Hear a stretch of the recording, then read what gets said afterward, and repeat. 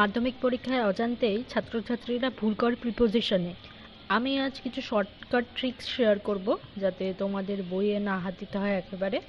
এই নোটসটা তোমরা ডেসক্রিপশনে দেওয়া টেলিগ্রাম চ্যানেলে জয়েন হয়ে ফ্রিতে পেয়ে যাবে। তো শুরু করা যাক। দেখো, আমি কিছু প্রিপোজিশন এখানে শেয়ার করেছি। এগুলো সেগুলোই রয়েছে যেগুলো মাধ্যমিক পরীক্ষায় স্বাভাবিকভাবে এসে থাকে, এর বাইরে একটাও আসে না। তোমরা মিলিয়ে নিও, তোমরা মিলাতে পারবে কোথা থেকে। তোমরা প্রিভিয়াস ইয়ারে তোমরা মিনিমাম 10 বছরের তোমরা দেখো, কোয়েশ্চেন পেপার দেখো, তাহলে তুমি দেখতে পাবে যে এই কটা প্রিপোজিশনের বাইরে অন্য কোনো প্রিপোজিশন আসে না। ওকে, তাহলে প্রথমে আমরা শুরু করব ইন দিয়ে। ইন কিসের ক্ষেত্রে হয়? মান্থের ক্ষেত্রে, মানে মাসের ক্ষেত্রে। ইয়ারের ক্ষেত্রে মানে বছরের ক্ষেত্রে। আর হয় কোনো দেশ বা স্টেট মানে রাজ্যের ক্ষেত্রে, মানে বড় জায়গার ক্ষেত্রে, ছোট জায়গার ক্ষেত্রে কিন্তু নয়। আরেকটা কি ক্ষেত্রে ব্যবহার করা হয়? ব্যবহার করা হয়, ধরো এটা একটা ব্যাগ, ব্যাগের ভেতরে রয়েছে কি? বল। তো ব্যাগের কোথায় রয়েছে? ভেতরে রয়েছে, in. Okay, in the bag. কোনো কিছু ভেতরে রয়েছে সেই অর্থে কিন্তু আগে ইন বসে। তো আমরা কি কি জানলাম? মান্থের ক্ষেত্রে, বছরের ক্ষেত্রে, বড় জায়গার ক্ষেত্রে, আর কোনো কিছুর মধ্যে রয়েছে সেই অর্থে ব্যবহার করা হয়। ওকে, তারপরেরটা কি রয়েছে? তারপরে রয়েছে অন।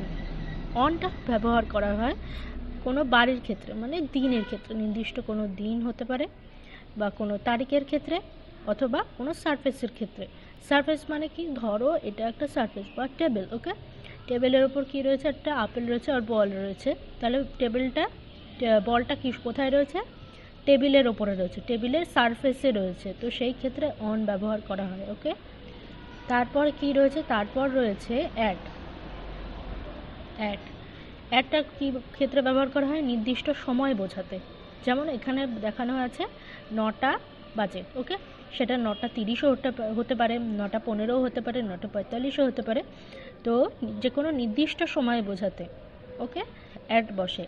আর কোনো নির্দিষ্ট জায়গা এবার বলি, এখানেও আমরা ইনে পেলাম একটা জায়গার ক্ষেত্রে বসে, আবার এখানেও আমরা পাচ্ছি আবার একটা জায়গার ক্ষেত্রে বসে। তাহলে কোনটা কিভাবে বুঝবো কোনটা কোন জায়গার ক্ষেত্রে?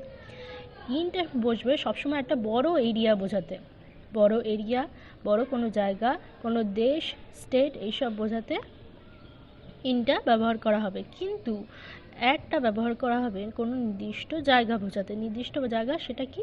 ছোট জায়গা হতে পারে, ছোট জায়গাই হবে। ধরো কোনো, এটা দেখো স্টেশন, আমি যেমন উদাহরণে দিয়েছি, স্টেশন হতে পারে বা কোনো গার্ডেন হতে পারে বা কোনো শপিং মল হতে পারে। এরকম ক্ষেত্রে অ্যাট ব্যবহার করা হবে। ওকে, এবার কিছু এক্সাম টিপ আমরা দেখে নিই। এই এক্সাম টিপগুলি হলো হচ্ছে ব্যতিক্রম যেগুলো হয় আর কি। যেমন দেখো, in the morning, at night. আমরা কি জানি? মর্নিং আর নাইট কিন্তু আমাদের সারা দিনে মানে এক একটা দিনের একটা স্টেট বলতে পারে। এই দুটো কিন্তু একই ক্যাটাগরির মধ্যে পড়ে। মর্নিং, তারপরে আফটারনুন, নুন, নাইট, এগুলো কিন্তু একই ক্যাটাগরির মধ্যে পড়ে। তো স্বাভাবিকভাবে তো এদের আগে যেটা বসবে সেটা একই হবে, কিন্তু না। মর্নিংয়ের ক্ষেত্রে অলওয়েজ কী হয়? ইন বসে। আর নাইটের ক্ষেত্রে অলওয়েজ কী হবে? অ্যাট বসবে। ওকে, তাহলে আমরা জানলাম মর্নিংয়ের ক্ষেত্রে কি বসে? ইন বসে।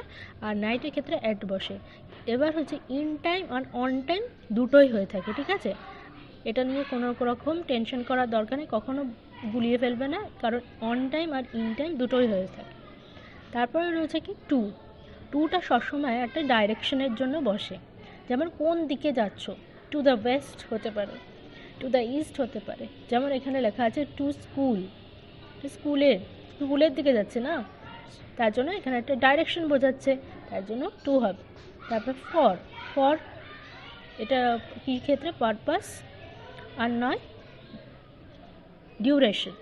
পারপাস মানে কি? উদ্দেশ্য। তোমরা বাংলায় লিখে নিতে পারো এটা খাতায়, অথবা এই পিডিএফটা তোমরা ডাউনলোড করে নিতে পারো। এত কিছু লেখার দরকার নেই, তোমরা ডাউনলোড করে নাও, নিয়ে এটা হচ্ছে নিয়ে পড়ো। শুধু এটা পড়ো, পরীক্ষার জন্য তোমাদের আর কিছু পড়তে হবে না, এইটুকুনি আমি গ্যারান্টি দিচ্ছি।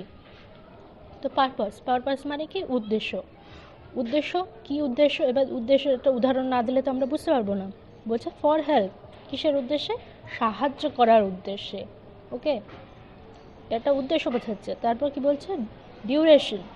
ডিউরেশন মানে কোনো হচ্ছে, ধরো কোনো কিছু চলছে, কোনো কিছু ঘটমান কোন একটা সময় প্যাসেজকে বোঝাচ্ছে যে এতক্ষণ ধরে চলছে, তখন কি হবে for 2 hours, for 10 hours। Okay, he have been reading for 10 hours, he has been reading for 10 hours, এরকমও হতে পারে। ওকে, তো সেই টাইম ডিউরেশনের ক্ষেত্রে বোঝাতে কি হতে হবে ফর। তারপর পরেরটা আমরা দেখি, ফিক্সড ইউজ আমরা দেখতে পাচ্ছি। ফিক্সড ইউজটা কি আমি বলছি, ফিক্সড ইউজটা ওই ইয়ের মতনই, ওই কী বলবো, যেগুলো আনকমন আর কি, একটু ব্যতিক্রম আর কি, সেগুলো বোঝাতে আমি এটা ইউজ করেছি, ফিক্সড ইউজ বলে লিখেছি। যেটা মানে ওটা অন্য কোনো তুমি মানে সূত্রে ফেলতেই পারবে না, গ্রামের যেমন নিয়মে কোনো ফেলতেই পারবে না, এগুলোর সাথে এগুলোই যায়। বলেছে লুক ফরওয়ার্ড টু, মানে লুক ফরওয়ার্ড মানে কোনো দিকে তাকাচ্ছ। ওকে, লুক ফরওয়ার্ড টু, লুক ফরওয়ার্ডের ক্ষেত্রে সবসময় টুই হবে। তারপর apply for a job, apply for একটা জবের ক্ষেত্রে বা অ্যাপ্লাই যখন কথা ইউজ করা হচ্ছে তখন ফর হবে। তারপর ফেমাস কি, ফেমাসের জন্য সবসময় ফরই হবে। এইটুকুনি তোমরা একটু মুখস্থ করে নিও। তারপর কি রয়েছে, বাই কী অর্থে ব্যবহার করা হয়, বাই কী উদ্দেশ্যে, এই যে পারপাস না, এজেন্ট এটা। ওকে, বাইটা ইউজ করা হয় এজেন্ট অর্থে। ধরো রিটেন বাই হিম, এখানে রিটেন বাই হিম হচ্ছে, হিমটা হচ্ছে কিন্তু একটা এজেন্ট, ঠিক আছে। তো এই হিমটার জন্য এই কারণে এখানে বাইটা বসেছে, একটা এজেন্টকে বোঝাতে হবে, তার জন্য এখানে বাইটা বসেছে।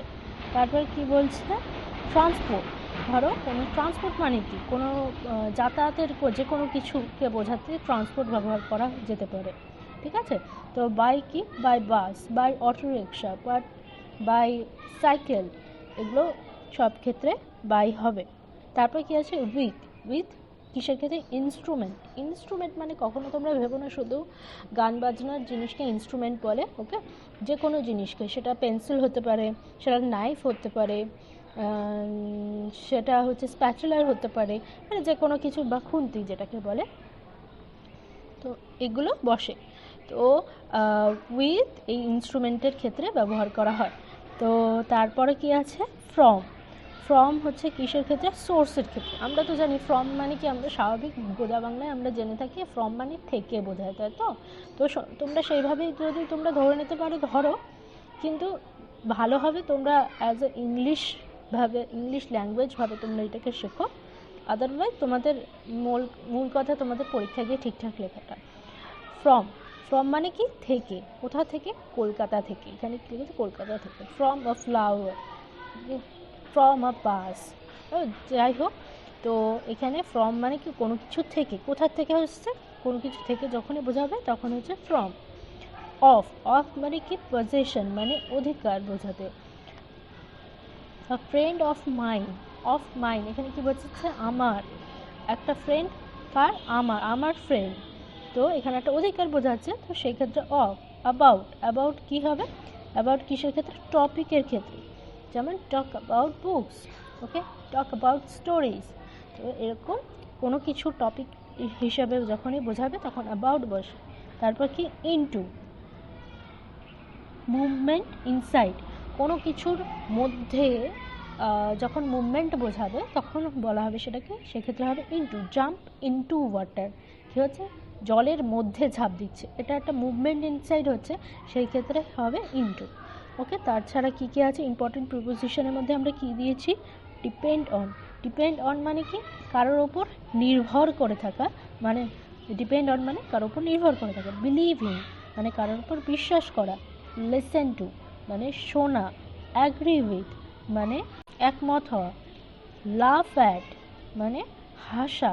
কেয়ার ফর মানে কেয়ার করা, মানে খেয়াল রাখা আর কি। সাফার ফ্রম মানে ভুগছে বা ভোগা, এরকম অর্থে বলা হয় সাফার ফ্রম। তারপরে এগুলো এবার দেখব কি আছে। তারপরে রয়েছে অ্যাপোলোজাইজ মানে কি, ক্ষমা চাওয়া, তাই তো। অ্যাপোলোজাইজের ক্ষেত্রে সর্বদা ফর হয়। তারপর বিলং টু মানে কারোর অন্তর্গত বলতে পারো, বা কারোর অধিকারে থাকা বোঝাতে, এরকম ক্ষেত্রে বিলং টু বোঝানো হয়। তারপর নক অ্যাট মানে নক করা, মানে ঠক করো, দরজা আমরা কি বলি নক, দরজায় নক করো, তাই তো, নক অ্যাট দ্য ডোর। ওকে, এরকম বোঝাতে নক বোঝানো হয়। তো তারপর কি রয়েছে কমন মিস্টেক্সটা, এটা তোমরা কিন্তু কোনো বইতে পাবে না, এটা তোমাদের জন্য স্পেশাল। এই নোটটা কিসের জন্য স্পেশাল এই যে লাস্ট পার্টটার জন্য কিন্তু স্পেশাল। এই জিনিসটা কিন্তু তোমরা কোনো বইয়েও পাবে না, তোমাকে কিন্তু কোনো স্যারও এরকমভাবে বলে, স্যার বা ম্যাম কেউ বলে দেবে না। এগুলো খুব খুব কম স্যার ম্যামরা তোমাদের ধরিয়ে দেবে, কারণ সবাই বলে কোনটা করতে হবে, কিন্তু আমি আমার চ্যানেলে দেখাবো সব কিছুর সাথে এটাও দেখাবো যে কোনটা করবে না, যেগুলোর জন্য অ্যাকচুয়ালি নাম্বারটা কাটাবে। তো কমন মিস্টেক্স কী রয়েছে, he discussed about the matter. Okay, সে ম্যাটারটা ডিসকাস করছে সবসময়, তাহলে বলছে যে দ্য ম্যাটার, যখন ম্যাটার কথাটা থাকবে সেক্ষেত্রে অলওয়েজ কী হবে, অ্যাবাউট কিন্তু বসবে না, সেক্ষেত্রে সর্বদা অ্যাবাউট ছাড়াই বসবে, হি ডিসকাস দ্য ম্যাটারই হবে অলওয়েজ। তারপর she entered into the room, হবে, সে প্রবেশ করছে ভেতরে, আবার দুইবার দেওয়ার তো কোনো দরকার নেই, সে ভেতরে প্রবেশ করছে, এন্টার্ড মানেই ভেতরে প্রবেশ করা, তো এন্টার্ড লেখা আছে, তারপরে ইনটুর কোনো দরকার নেই। তারপরে হি রিচ টু স্কুল, সে পৌঁছেছে স্কুলে, হি রিচ টু স্কুল দিলে হয়ে যায়। হি গো টু স্কুল, গো যখন থাকবে তখন তুমি টু দাও, ঠিক আছে, যেহেতু রিচড পৌঁছে গেছে, মানে ওটা তো মানেই তো পৌঁছানো, গো টু মানে হচ্ছে পৌঁছানো, আর রিচ মানে সেটা একাই মানে দাঁড়াচ্ছে পৌঁছানো, তো সেই ক্ষেত্রে টু ইউজ করার দরকার নেই, এগুলো ইউজ করলে হয়তো তোমার নাম্বার কেটেই দেবে, ঠিক আছে, দরকার নেই। তারপর বলেছে 5 মোস্ট আস্কড এক্সাম সেন্টেন্সেস, এগুলো তোমরা একটু দেখে নিও, এটা জাস্ট আমি তোমাদের একটা ধারণা দেওয়ার জন্য এটা আমি শেয়ার করেছি। তাছাড়া তোমাদের কিন্তু এই টেস্ট পেপারগুলো একটু মানে প্রিভিয়াস ইয়ার কোয়েশ্চেনগুলো যদি তোমরা একটু প্র্যাকটিস করো তাহলেই হয়ে যাবে, জাস্ট এই পিডিএফটা পাশে রাখবে আর প্রিভিয়াস ইয়ারের সব প্রিপোজিশনগুলো খুলবে, তাহলেই তোমরা বুঝতে পেরে যাবে, ঠিক আছে। তারপর লাস্ট এক্সাম টিপ আমি কী শেয়ার করেছি, বলেছি memorise verb and preposition pairs, okay, plus preposition pairs. সবসময় মনে রাখবে তোমরা এরকমভাবে কখনোই মুখস্থ করবে না যে অফ, এরপর অফ, ফ্রম, অফ এরকমভাবেই কখনো মুখস্থ করবে না, তোমরা সবসময় দেখবে যে কী ভার্ব রয়েছে, ওকে, কী ভার্ব রয়েছে, কী ভার্ব, সেই ভার্ব হিসেবে কিন্তু শুধু এটা ভুল হবে যে শুধু সবসময় ভার্ব হিসেবে হয়, তোমাকে দেখতে হবে অ্যাকচুয়ালি পুরো অল ওভার সেন্টেন্সের মিনিংটা তো দেখতে হবে, কিন্তু সবথেকে ইম্পর্টেন্ট যেটা তোমাকে ভার্বটা দেখতে হবে যে কোন ভার্বের ক্ষেত্রে কোন প্রিপোজিশনটা বসছে। তো শুধু কিন্তু প্রিপোজিশন মুখস্থ করলে হবে না, প্রিপোজিশনের সাথে কি ভার্ব যাচ্ছে সেটাও তোমাদের দেখতে হবে। তারপর রয়েছে practice fill in the blanks daily, আমি যেটা বললাম ডেলি প্র্যাকটিস করো। Avoid Bengali translation while choosing paragraph preposition.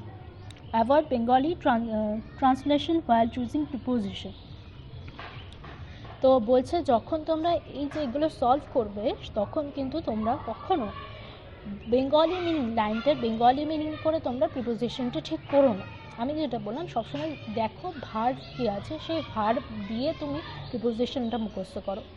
শুধু পুরো লাইনটার মিনিং পড়লে তারপর মনে হচ্ছে বাংলাতে তো এটার সাথে তো এটাই হয়, তার মানে তো এটার মানে তো এটা দাঁড়াচ্ছে, ফ্রম থেকে মানে তো ফ্রমই বোঝাচ্ছে, না ওরকমভাবে কিন্তু করবে না।